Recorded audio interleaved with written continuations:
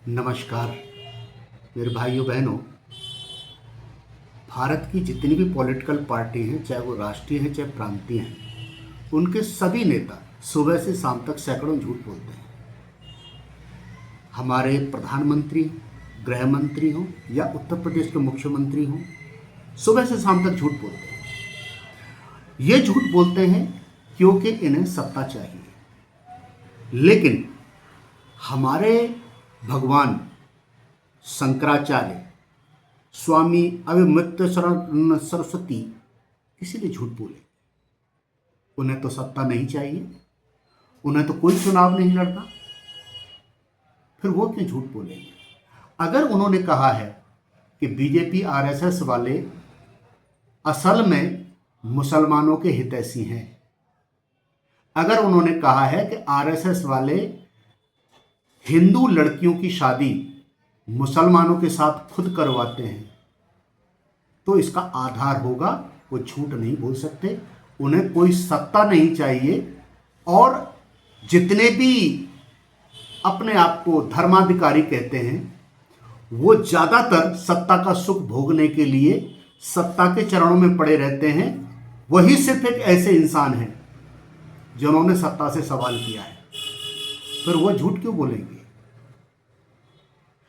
अगर बीजेपी का यह नारा था गौ रक्षा का, और बीजेपी के ही राज में अगर गौ मांस कर मुक्त होकर विदेशों में जा रहा है, इसका मतलब बीजेपी हिंदुओं की पार्टी नहीं है। अगर बीजेपी मुसलमानों को गाली देती है और हिंदुओं के लिए कहती है कि हम तुम्हारे हैं, तो आज तक ये क्यों नहीं बताते कि तुमने मुसलमानों का क्या नुकसान किया और हिंदुओं का क्या फायदा किया?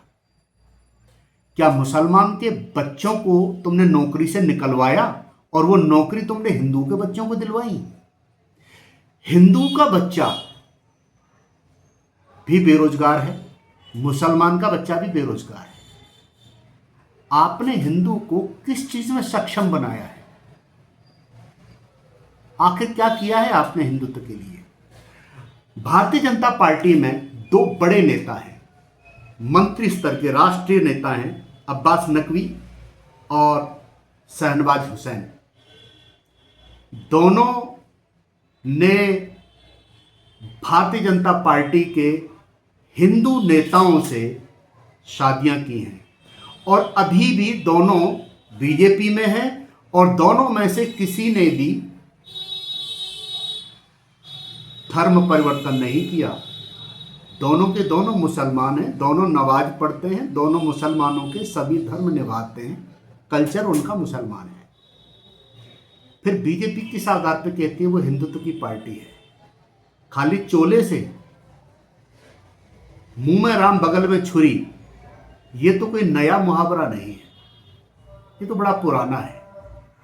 आप में से जो भी मुझे बता देगा तीन काम, केवल तीन काम, कि बीजेपी ने ये काम हिंदू को सशक्तिकरण करने के लिए किया है, मैं भी बीजेपी ज्वाइन कर लूंगा। जय हिंद।